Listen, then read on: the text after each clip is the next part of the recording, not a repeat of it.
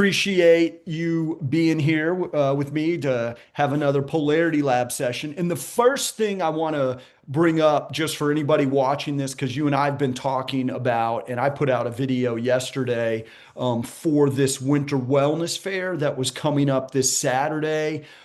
They are postponing it into February. So they're moving it to February 7th because we're supposed to be getting dumped on with snow in Louisville Saturday through Sunday. And so that's the situation for that. And so we'll update that and I'll put out a new post. I was going to record a video just mentioning that too to put out sometime this week. And then we'll keep people posted as we get closer to the February 7th date. The details otherwise will be the same. Yay, thank you. Thanks for, yeah, for sharing that out. I think it's the good move. Safety is important for everybody.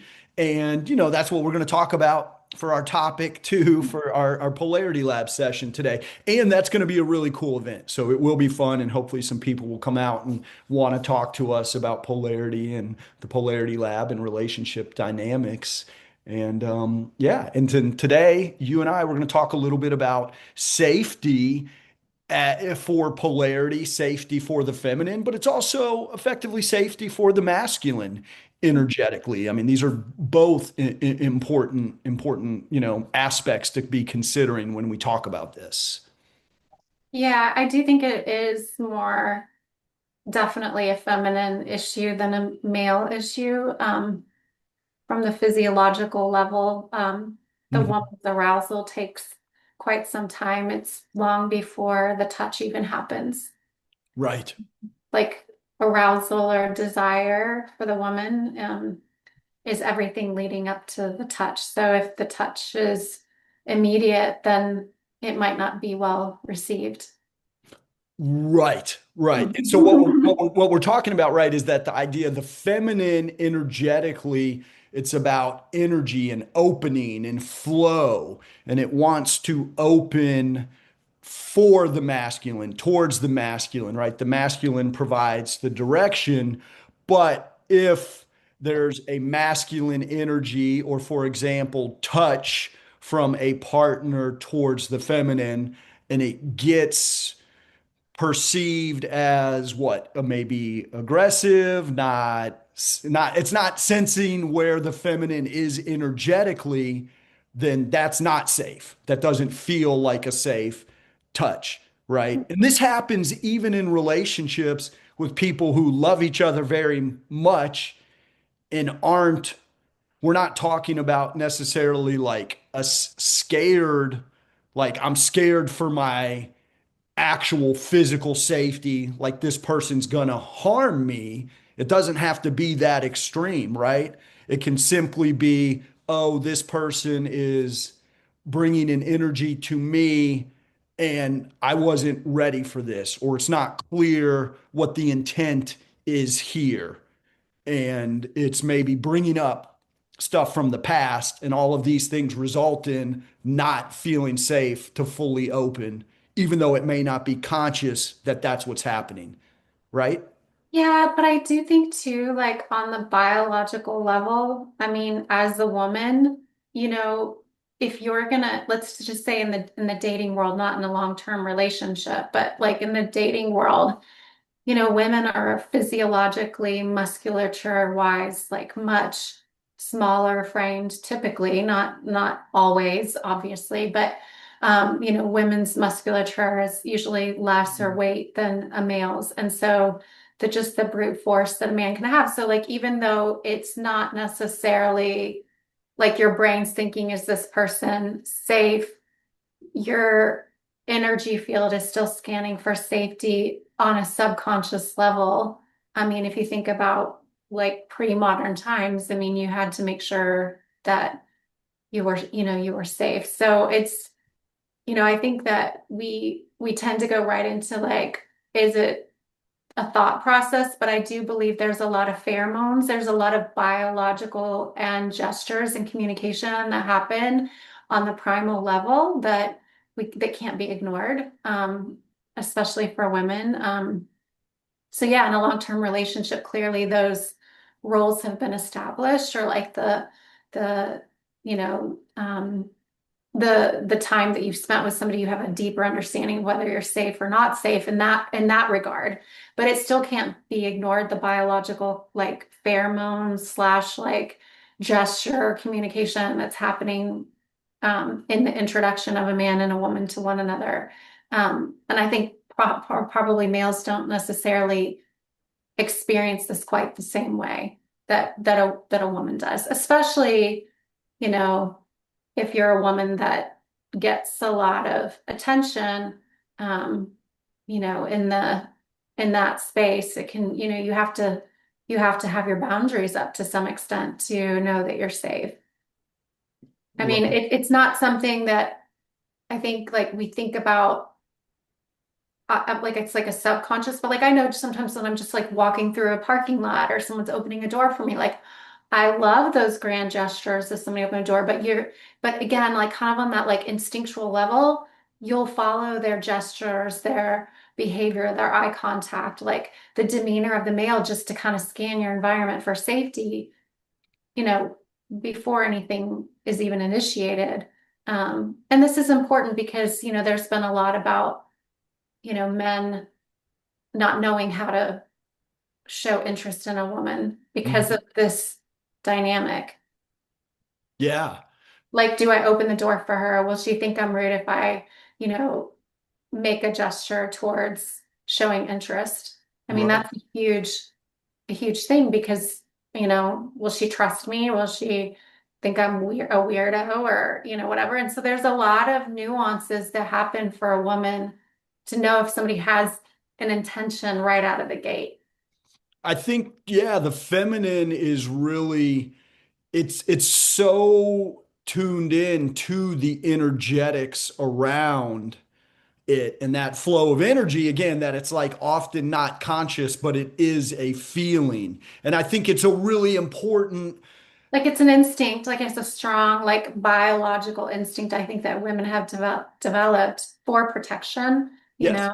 And So, it's a message to the masculine because it's that kind of situation is like, if I'm interacting with the woman and I even slightly start to get some energetic back from her, like, hey, she's closed up a little bit, she's reserved, then that's a signal to, hey, scan myself, check in. How are you? What is the energy you're bringing to this dynamic? Is there some intention that's not being communicated clearly or directly or kindly? And and again, I've been in relationships where things like this have come up, and I think there's ways to talk about relationships, about communication, about touch too, because that is an area that can often kind of be a somewhat of a slippery slope for couples because we're often not conscious of that exchange of energy. We just take it for granted. And so it's like there becomes assumptions, there becomes feelings. We're not necessarily always clear on who is doing and being done to and who's receiving and giving. There's a book called The Art of Receiving and Giving. And it's a really beautiful book that talks about these exchanges. Right. yeah. So I think like just with that being the foundation, women are also always scanning intentionality and Right. is it matching up with her energy field at that time because women go through a 28-day cycle and one day it may be well received and another one it might not, So I was just listening to a fascinating podcast on, women in terms of their estrogen levels and how, they respond to just that gesture of energy. It's really like there is a window, obviously, like what that's why birth control exists, that a woman's more interested in touch than other days. Um, and so that can be like confusing terrain for a male, One day she likes me, the next day she doesn't, one day she wants me close, the next day she doesn't want me near her at all. Um, I think too, as a male, as in a situation aware of this, and recognizing this, there is it can create some anxiety, I know for me, because in a situation, you might be like, okay, well, how does this person respond? How does this woman? So, for example, I went to a salsa dance lesson last night, and it Mhm. was great. And there were a lot of people, and you rotate and you switch partners. And at the end of the session, this was the first lesson of the new year. They kind of read their uh, guidelines, bylaws for participation. And there was very clearly a thing about like, hey, we want to be respectful of other people's space and we're dancing, but we don't want to infringe on somebody's comfort level. And, in that moment, like in my mind, I was thinking like, okay, there's a lot of different people here. Like what that level may be for any given person is going to be different. And so Right. it is important if you're going to be in the masculine lead role for dancing to kind of be feeling that out with the partner and kind of checking in, especially if it's somebody you've never met or danced with before, you know. I think it feels easier in that sort of environment because Mhm. there is this already like structure to it. And we're going to dance for a moment. We're trying to practice particular moves and then we rotate, so there's less ambiguity about the intention with the touch and why we're doing it and why we're Right. there, which I think is helpful. But still, I felt that nervousness, like hearing that, like, oh wow, did I dance too close to somebody tonight? Or, was I conscious of that? I was trying not to mess my feet up the whole time. So like, Yeah. like, Yeah. Like I think too, having done this somatic work with, in the dancing way with many different male and female partners, when a woman's in the energy of a man that can direct and guide, especially dancing, not getting into the intimacy aspect, but from a dancing aspect, as soon as she feels really truly directed and guided by a male, she will automatically like fall more into surrender. But if the male's confused, the more confused he is, the more like less trust she has to not stay in that her own directive energy. right, And I know I've done this because when I did some somatic work and training and I worked with many different male partners. There was one in particular, there wasn't like a physical attraction to him at all, but like he was the favorite person that I wanted to dance with because I just felt so directed and guided and could trust him, like, to like if he leaned me back, that I wasn't going to fall on the ground, and he was actually smaller than me in terms of height, but I was just like, oh yeah, this man's got me, like my steps, my movement, like pushing me and forwarding me and pulling me and pushing me. And like, it was just really like nice to just be able to like fully let go and allow that person to do everything, yes. because really in the dancing space, a lot of is directed by the male and the female, follows.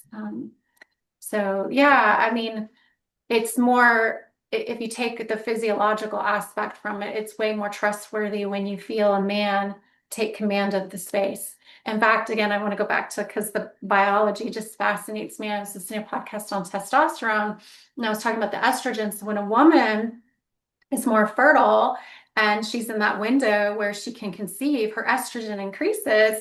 And they did a study, and male's testosterone actually goes up in the presence of a female. In that window, it will actually cause the pheromones in the male to go up as well. And like if there was a whole bunch of men, say 10 or 15, um, they're going to vie for the attention of the more fertile women. Mhm. So it's just so fascinating. So but the one that the woman would trust would be the one that's more directive and more guiding and in control, like with his testosterone energy, not in a way of safety in the way that we're talking about, is this person going to hurt me? But is this person got me? Like it's the opposite. Like, do I trust this person to have me, and in a space where things might get more volatile. So it's just really interesting how biology mimics the energy of the sexes. Yeah, and I think, the good news is for the men, the male partners, people wanting to embody the masculine energy, I do think that we can cultivate this awareness and this practice. I mean, I think that's part of the journey, but absolutely there's a difference. I like David Data will do that in some of his workshops. You'll hear him bring, five guys up to the front of the room, have them, Yes, it's so fascinating. yeah, have them And the say women will nothing. all like unanimously say which one is a trustworthy man Yeah, and which one is not. Like that's what I mean about the power of intuition. Like women are picking and scanning the environment far above and beyond what men can even comprehend. right, It's like literally that is a perfect, perfect example you just mentioned. I mean, hands down, every single time the women would unanimously pick the man that they trusted. And and so it just goes to show that it's more than surface level acting or performance or behavior. right. It's genuine. It's a genuine energy that the male is bringing, to the environment. I mean, the tone of voice, the gestures, all of it. Yes. Yeah, and I think it's a one of the again the skill set for the men for the masculine. And really I'm talking about this is the work I'm doing for myself, right? Is to be able to be present in the moment without any attachment to outcome. So again, it's easy for me in the dancing because I'm like, all right, just right now in the moment, I don't want to mess my feet up. And hopefully this is fun for me and whoever I happen to be dancing with in this moment, But when we talk about, touch in a relationship dynamic, it can be, hey, I want to feel close to my partner. I want to create some closeness here. And I'm not, it doesn't need to lead to anything else. The touch, the closeness, the connection is for its own sake. It's not a precursor to sex or deeper intimacy or physical intimacy. And I think this is a tough, However, on the other end, if a man is really attuned to his woman and she's not in the mood at all, and yet he's really attuned to her needs and her desires and her energy field, he can help her fall and surrender and soften to where the desire can, because she may be so stressed and her nervous system maxed out that she can't even go there. right.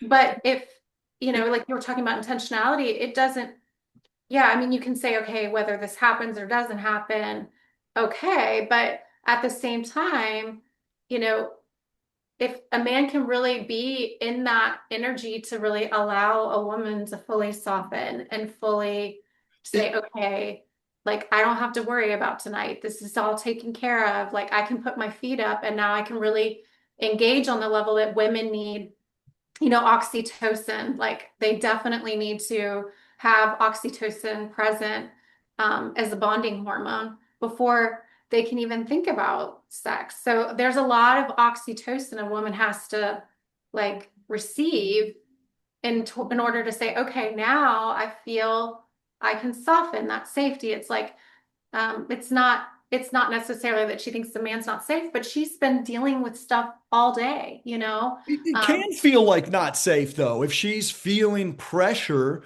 that if he want because this is the thing that I talk to guys about and I say look it's important to be able to draw a distinction between touch and sex and they do not have to lead into each other but I think for guys in general men we aren't it's we're less touchy feely and in some ways it's not really allowed unless we're roughhousing with our brothers Actually, that's not or true. The study this woman just did on testosterone, actually men require more touch than women. Women get the no, men oxytocin. require it Yeah, but it's not allowed in the way that right. allows men to be present to that need outside of the I'm going to roughhouse with my boys or Yeah. I'm going to touch this woman who I want to be intimate with. Right. But And overall, men like actually like require need more trust, touch than women. Actually, the studies show, but it's the oxytocin. It's the bonding hormone that a woman feels in terms of like I feel close. This person.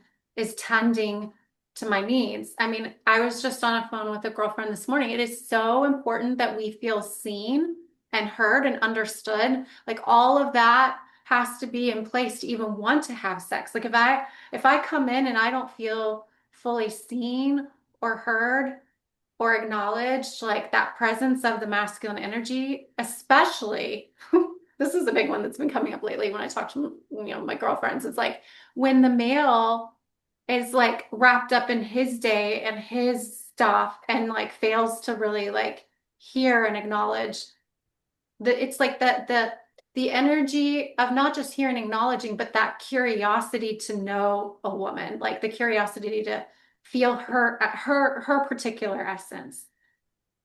It's not just like, oh, we went to dinner and we had a conversation and you looked at me across from the table and you acknowledged what I said. It's like it's a sense of feeling felt. Hmm. Like, and not the felt, like the touch felt, but feeling felt, Right. feeling understood, Yes, it's which is really a feminine quality that might be very hard for men to quite comprehend. it is. I think it is a hard thing for men to be in. And it's a hard thing, again, for men when they come into a situation with somebody they love and care about and are also like, oh, I'm needy and it's hurting this person, or I'm needy and it's pushing space between us. But again, I think that's often because we're But that's a turn off for women because if a 100%. male is coming needy and she needs something and his neediness is overriding her sense of needing to be felt, Yes. then it's a major turn off.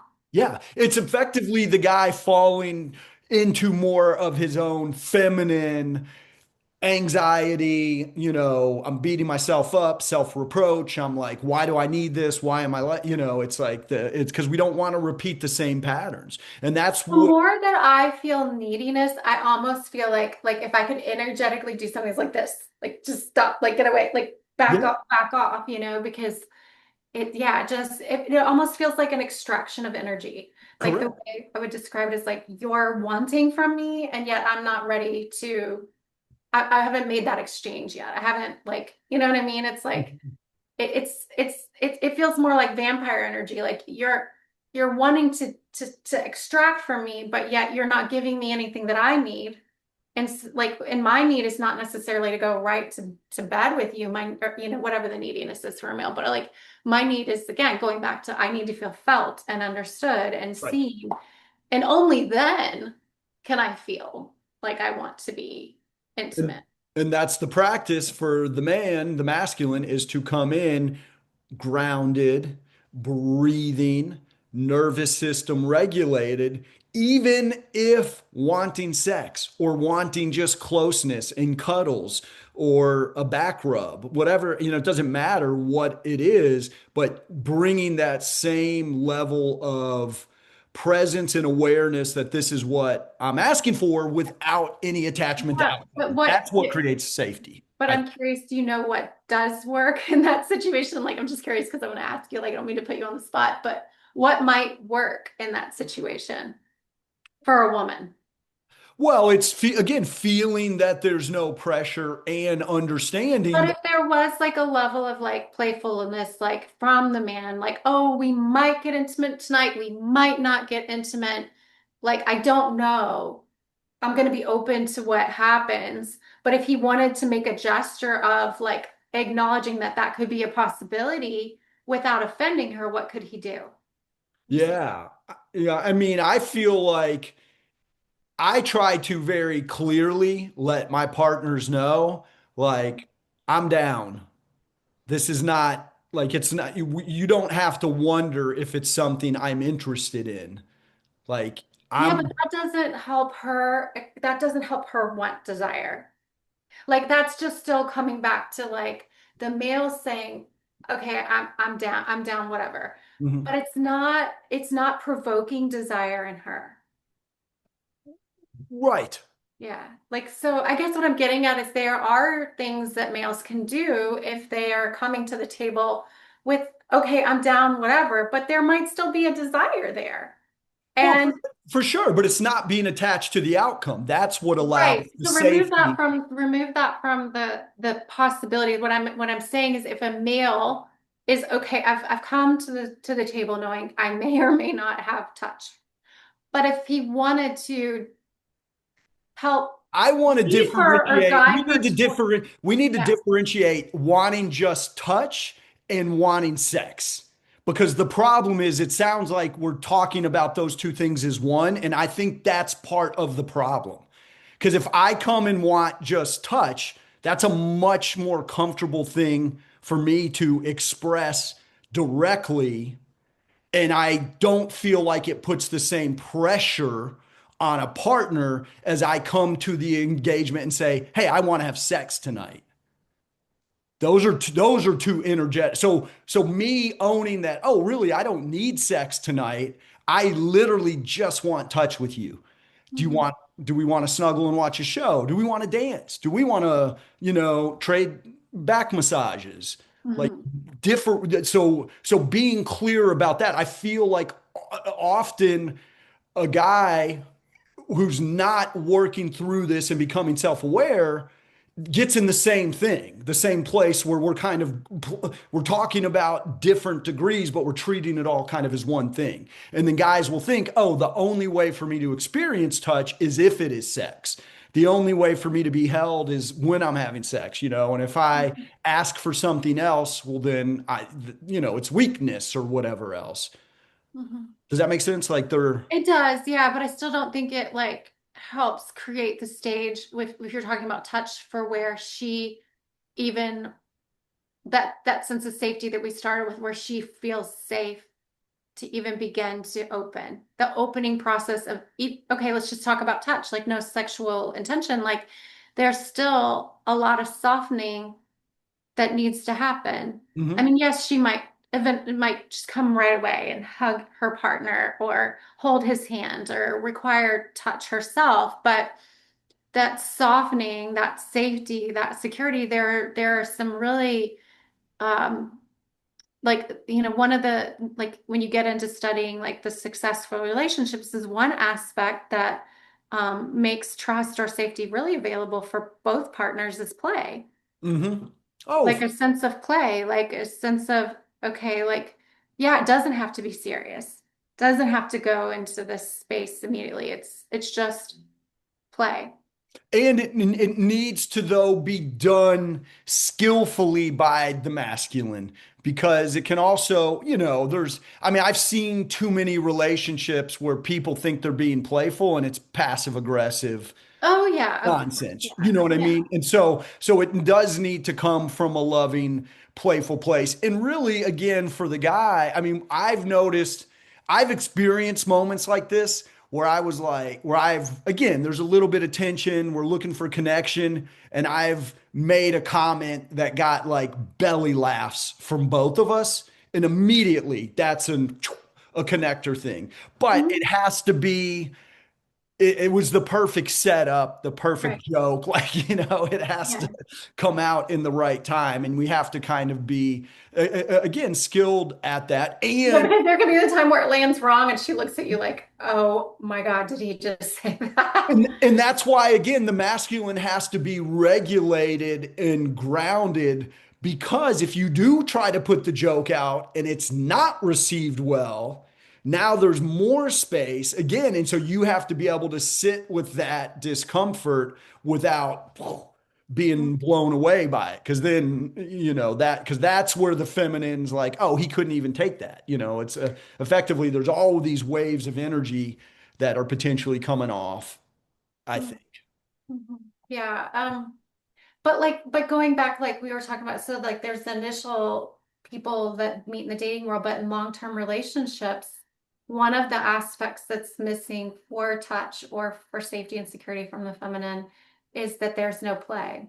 There's no Mhm. like fun, joy, like, because and it goes back to like, how can I let go of like, especially in our day and age where women are out working just like men, running households, running jobs, they're busy, they're exhausted. And then it's like, okay, but we're supposed to relax tonight, but I have no fun, I have no joy, I have no, ability to let down my guard. And so play can be like a great way to, allow a woman to soften and surrender. You know, Yes, saying does it land well or not? That's the art of of the act. I But I think for women, it's really hard because there's so many relationships that are starving of touch for because they've quit sure. having fun together. They've quit like doing life together. For sure. For sure. I would highly recommend the book, The Art of Receiving and Giving, for any couples that were looking for practices, because what's great about the book is it is about touch as an exchange of this energy. And Betty Martin, who wrote the book, she calls it the wheel of consent, Mhm. for understanding this. But it starts with literally just touching each other's hands. And Mhm. that's a safe, easy place to practice. It's not sexual. It's not, it doesn't intentionally is left out here at the hands to But people. yes, yes, and I agree with that. Like it can be subtle as just the hands. And I would also say if the touch is really deprived in a relationship, she may not like if it's really, really bad, like I'm talking relationships that are, I mean, I've worked with couples in this work that have gone years. Hmm. I'm talking up to 15 and 20 years Yeah. without touch. And so, like, I mean, and I, when I did a polarity lab in the past, just to get them to touch was almost too much in the beginning, Mm. right? Like introducing the comfort of some level of vulnerability through play can allow her to soften to be like, okay, I can actually allow you to just even hold my hand. Yes. Like, because if there's a lot of stored resentment, pain, hurt, frustration, that can even be. I know, like, when I was in therapy with my ex, when I was engaged and we went to therapy, and I was like, when I'm hurting, I don't even want you to touch me. Right. Like you were talking about touch, right? Like just like if we had been in a fight, I'd be like, until I feel safe, you can't even put your hand on me. Like it was like that kind of thing, exactly what we're talking about. Like, and we were in therapy, and he's like, but that's how it makes me feel safe. Would like put his hand on my leg or hold my hand. And I was like, but I'm not even safe to go there yet. Hmm. Like, So what's your work to do? oh, well, like what worked for me in that situation was like him building a lot, like me feeling kind of going back to what I was saying earlier. I had to feel heard and seen. And once I felt heard and seen, whether he agreed with me or not, I had to feel that in order to even want to hold hands. If there was like we would call it like a discord or a dissonance. Hmm. We weren't in resonance, we were in dissonance. But there was some deep stuff there. And so like for safety for a woman, it may, when there's really like conflict or a miscommunication, it may even be like that she has to feel that I feel felt first. Right. And like, and as soon as I would feel felt, then I would open and I could hold hands, but I would just be like, I don't even touch me. Like just, it was a really strong no for me.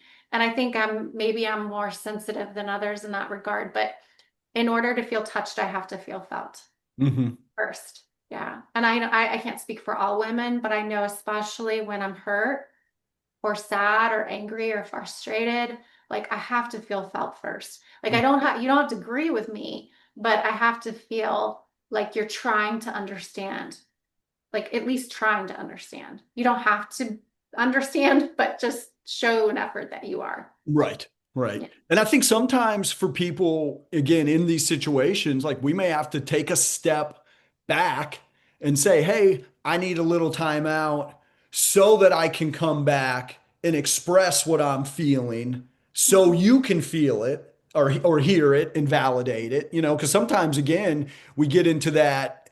It's just so intense. The emotions are so heightened, and now we're finding ourselves back and forth. It's your fault. It's my fault. Right. Yeah, but I do believe that it is a strong feminine thing to feel felt.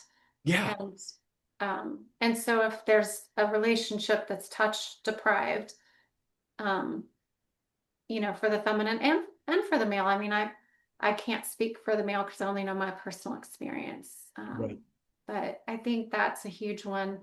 And when I talk to my lady friends, it seems to be pretty across the board. Yeah. This is such a really massive topic of Yeah. conversation. I think we could do 20 Right. polarity labs talking about safety and about different practices and ideas for ways to better cultivate it, ways to regulate our own nervous systems, ways to support our partners and theirs. I mean, this is the work really is, you know, creating more ability for these energies to flow back and forth between the polarity. And yeah, it's such an important practice, and I don't think we ever really will get it done. I know I will continue to make mistakes and, not show up the way I want to every time, but I feel like I'm getting better and Yes, getting you get closer. better by the day, trying to understand the opposite sex for sure. Um, Yeah. but I also just have to say, I guess before we end, or I don't know if we're closing or not, but I mean, if there are males listening, I think if you could just comprehend that when you're entering a woman, you are going into the most vulnerable aspect of her beingness. And so, if that's not happening, then, you know, there's even just going back to that felt sense, like there's a level of vulnerability that she might have that she doesn't feel safe sharing. But I mean, it's different, right? It's like a male, it's a penetration into a woman. It's different than like it's external. Like you're literally like, if we're talking about intimacy, it's a penetration into her being. It's a different experience.